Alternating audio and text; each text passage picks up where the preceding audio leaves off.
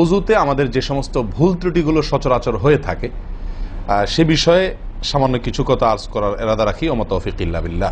এই অজুর বিষয়ে আমাদের বেশ কিছু ত্রুটি, বেশ কিছু ভুল ভ্রান্তি হয়ে থাকে। অজুর যে ভুলগুলো হয়তো আপনিও করেন, আমরাও করছি প্রতিনিয়ত, কিন্তু জানি না। তো সেগুলো নিয়ে আমরা সংক্ষেপে আলোচনা করব। নবী সাল্লাল্লাহু আলাইহি ওয়াসাল্লাম বুখারী মুসলিমের হাদিসে আসছে, তিনি বলেছেন, লা তুকবালু সালাতুন বিগাইরি তাহুরিন, পবিত্রতা ছাড়া কোনো সালাত কবুল হবে না। কোন সালাত আল্লাহর কাছে অ্যাকসেপ্টেড, গ্রহণযোগ্য হবে না কি ছাড়া? তাহারাত ছাড়া, অজু ছাড়া। মুসলিম বর্ণিত হাদিসে আসছে, নবী সাল্লাল্লাহু আলাইহি ওয়াসাল্লাম বলেছেন, যে ব্যক্তি পরিপূর্ণভাবে অজু করবে, পরিপূর্ণভাবে অজু করবে, ভালোভাবে অজু করবে, এবং অজুর শেষে কালিমাতুশ শাহাদা যেটা আছে, আশহাদু আল্লা ইলাহা ইল্লাল্লাহু ওয়াহদাহু লা শারীকা লাহু ওয়া আশহাদু আন্না মুহাম্মাদান আবদুহু ওয়া রাসূলুহু, এই কালিমায়ে শাহাদা পাঠ করবে অজুর শেষে, এই ব্যক্তির জন্য আল্লাহ সুবহানাহু ওয়া তাআলা জান্নাতের সমস্ত দুয়ার খুলে দিবেন। প্রিয় ভাইরা, এখন আসি আমরা অজুতে কি ভুলগুলো আমাদের এমন হয় যেগুলো কারণে আমাদের অজুর পূর্ণতা নষ্ট হতে পারে। তার ভিতরে এক নম্বরের ভুল হলো, যেটি আমাদের হয়ে থাকে অজুর ক্ষেত্রে অনেকেরই, সেটা হলো বিসমিল্লাহ পাঠ না করা। অজুর শুরুতে কি পাঠ করতে হয়? বিসমিল্লাহ। আপনি যখন হাত ধুয়ে তো অজু শুরু করবেন, দুই হাতের কবজি দুই হাতে অজু শুরু করবেন না, প্রথম কাজ, তার আগে আপনি কি করবেন? বিসমিল্লাহ। বিসমিল্লাহ বলে হাত ধুয়ে তারপর অজু শুরু করবেন। বহু লোক আছি আমরা, অজুখানায় ওই গল্প করতেছি, আড্ডা মারতেছি, কথাবার্তা বলতেছি, এই বলতে বলতে অজু শুরু করে দিছি। তাহলে বিসমিল্লাহ কখন পড়তেছি? বিসমিল্লাহটা অনেক সময় অমনোযোগিতার কারণে, অবহেলার কারণে, অন্যমনস্কতার কারণে বিসমিল্লাহটা অনেক সময় আমরা বলতে ভুলে যাই। অথচ এই বিসমিল্লাহ পাঠ করা অজু শুরুতে অনেক বিশেষজ্ঞ আলেমের মতে ফরজ। অনেকে বলেন বিসমিল্লাহ পাঠ না করলে অজুই হবে না, আপনি যদি ভুলে বাদ দেন অজু হলো না। যদিও সংখ্যাগরিষ্ঠ আমাদের মতে এটা না, তাদের মতে বিসমিল্লাহ পাঠ করা এটা অজুর সুন্নাহ। এটা হলো অজুর কি? সুন্নাহ। এটা আপনি যদি বিসমিল্লাহ বলে যদি অজু শুরু করেন, তাহলে অজুটার ভিতরে পূর্ণাঙ্গতা আসলো।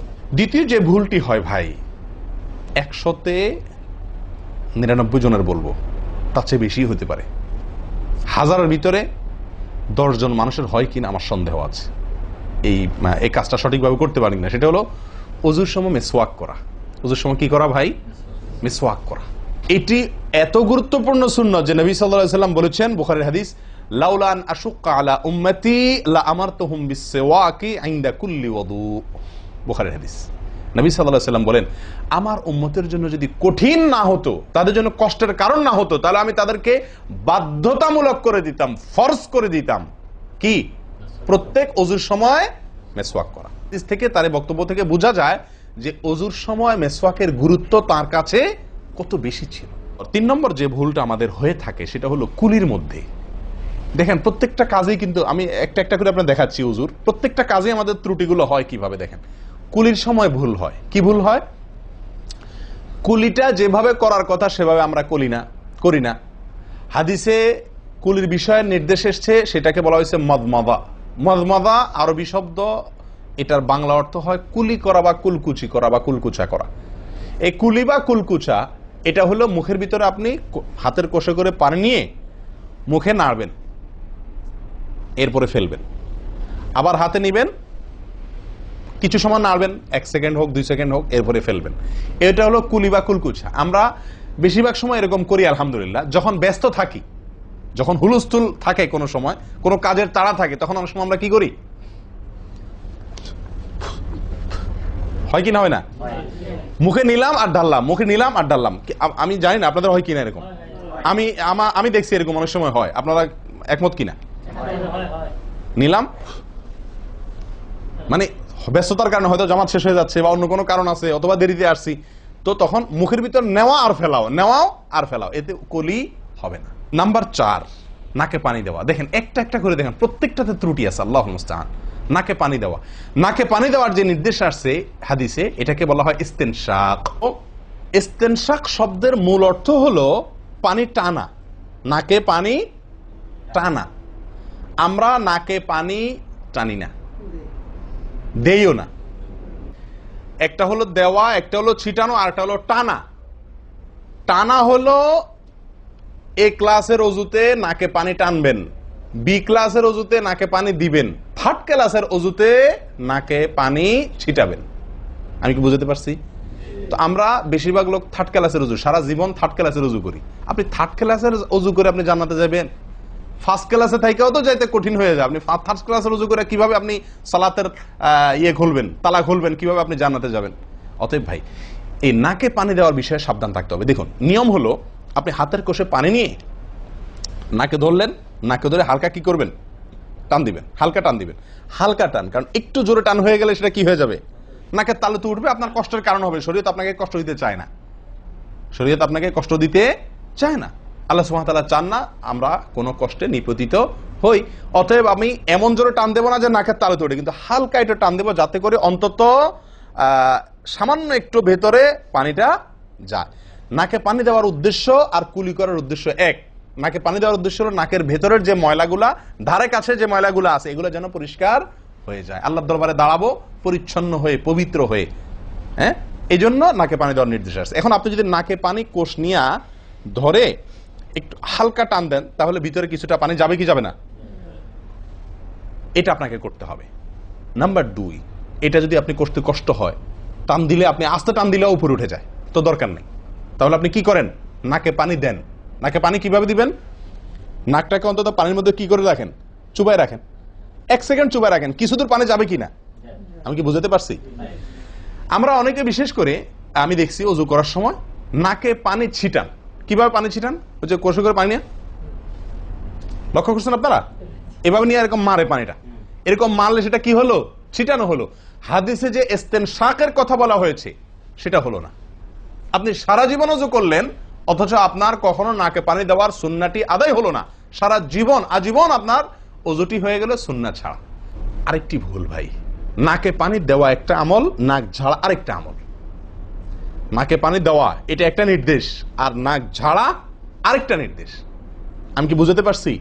কুলি করা একটা আমল, হাত ধোয়া একটা আমল, হাতের কবজি পর্যন্ত 2 হাতের বিসমিল্লাহ বলা, তারপর তো এটা আছেই। এরপরে মেসওয়াক করা একটা আমল, কুলি করা আরেকটা সুন্নাহ, কুলির পরে নাকে পানি দেওয়া বা নাক দিয়া পানি টানা আরেকটা আমল, এরপরে নাক ঝাড়া আরেকটা আমল। ভাই, এরপরে আসি আরেকটি গুরুত্বপূর্ণ আমল যেটি হয় না, বা আরেকটি ত্রুটি ওযুতে, সেটি হলো আঙ্গুল খেলাল না করা। ওযুতে কি না করা? আঙ্গুল খেলাল না করা। আঙ্গুল খেলাল হলো হাত এবং পায়ের আঙ্গুলের যে চিপাগুলো আছে, এই চিপাগুলোতে পানি পৌঁছানোর জন্য, পানি পৌঁছানোটা নিশ্চিত করার জন্য কি করতে হবে? এক হাতের আঙ্গুলকে অন্য হাতের আঙ্গুলের চিপায় ঢুকায়া এভাবে কি করতে হবে? একটু হালকা নাড়তে হবে, যাতে করে জায়গাটাতে, চিপাটাতে পানি গেছে এটা নিশ্চিত। কারণ এই চিপাগুলোতে পানি নাও যেতে পারে শুকায় থাকার কারণে। তো আপনি যদি একটু নাড়া দেন পানির ভিজা আঙ্গুল দিয়া, তাহলে ইনশাআল্লাহ ওখানে পানি পৌঁছানোটা মোটামুটি নিশ্চিত হয়ে যাবে। ঠিক না ঠিক? পায়ের আঙ্গুল কিভাবে করবেন? পায়ের আঙ্গুল তো আর এক আঙ্গুল অন্য পায়ের আঙ্গুল ঢুকাতে পারবেন না। সেটা করবেন হলো, অন্য হাদিসে আসছে, এই যে কোন আঙ্গুল আছে না, কোন আঙ্গুল দিয়া সব চিপাগুলোতে কি করবেন? ঘষা দিবেন। কোন আঙ্গুল দিয়া আপনার সব পায়ের আঙ্গুল চিপাগুলোতে ঘষা দিবেন। ভাই, আমরা কজনে করি এই খেলার আমলটা বলেন তো? পায়ের আঙ্গুল, কোন আঙ্গুল দিয়া পায়ের আঙ্গুলের চিপা খেলাল করা, হাতের আঙ্গুল খেলাল করা, কজনে করি আমরা বলেন? তাহলে এই ভুলগুলো আমাদের অহরহ হচ্ছে না ভাই? আমরা কি জান্নাতে যেতে চাই না? আমাদের সালাতটা সুন্দর হোক আমরা চাই না ভাই? আমাদের এই সালাত খুব পাওয়ারফুল হোক, শক্তিশালী সালাত হোক, এই সালাতের মাধ্যমে আমি অন্যায় থেকে বেঁচে থাকবো, এই সালাতের মাধ্যমে আমি জান্নাতে যাব, এই সালাত আমাকে খাঁটি মুসলিম বানাবে, এই সালাত আমাকে আল্লাহর কাছে প্রিয় বানাবে, এই সালাত কিয়ামতের দিন নূর হবে। আমরা চাই না ভাই? এগুলো যদি চাই তাহলে আমাকে ওযু সুন্দর করতে হবে, আর ওযু সুন্দর করতে গিয়ে এই ভুলগুলোর ব্যাপারে সাবধান হতে হবে। তাহলে আঙ্গুল খেলাল করা, পায়ের আঙ্গুল, হাতের আঙ্গুল আমরা করি না বললেই চলে ভাই। তো আজকে থেকে ইনশাআল্লাহ করব। তো ভাইয়ারা, ওযুর ক্ষেত্রে আরেকটি ভুল, এই যতগুলো ভুল বললাম এর ভিতরে বড় 2টি ভুল বলে ওযুর ভুলকে আমরা শেষের দিকে চলে আসছি। একটি বড় ভুল হলো শুকনা থেকে যাওয়া। কোনো জায়গা যদি আপনার অবহেলার কারণে শুকনা থেকে যায়, ওযুর অঙ্গগুলো যেগুলো ধুইতে হবে, তার কোনো অঙ্গ যদি শুকনা থেকে যায়, ওযু হবে? ওযু হবে না। এক ব্যক্তি ওযু করে আসছে, নবী সাল্লাল্লাহু আলাইহি ওয়াসাল্লাম দেখেছেন তার ওযুর কোনো জায়গা শুকনা আছে, তিনি বললেন যাও আবার ওযু করো, তোমার ওযু হয় নাই। তিনি তাকে পুনরায় ওযু করাইছেন। কেন? তার ওযু সঠিকভাবে হয় না, শুকনা রয়ে গেছে। অনেক সময় দেখা যায় আমাদের অনেক ভাই ওযু করেন, ওযু করলে বেশ কিছু জায়গা, বিশেষ করে যে কোনই জায়গাটা, এই জায়গাটা দেখা যায় শুকনা থাকে। এই যে কানের লতির এই যে জায়গাটা, এখানে দেখা যায় একটু কি থাকে?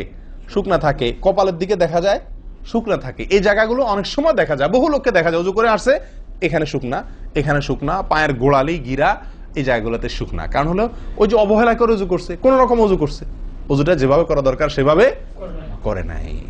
ভাই এই জিনিসটা আপনার লক্ষ্য করা দরকার কি দরকার না? অজুই হবে না। এই যে ভুলগুলো বললাম এগুলা হলে আপনার অজু হয়ে যাবে, কাগজে কলমে অজু হয়ে যাবে। কিন্তু এখনকার যে ভুলটা বললাম, যদি শুকনা না থাইকা যে আল্লাহ মাফ করেন, তাহলে কাগজে কলমে অজু হবে না, কাগজে কলমেও কি হবে না? অজু হবে না। এত জঘন্য।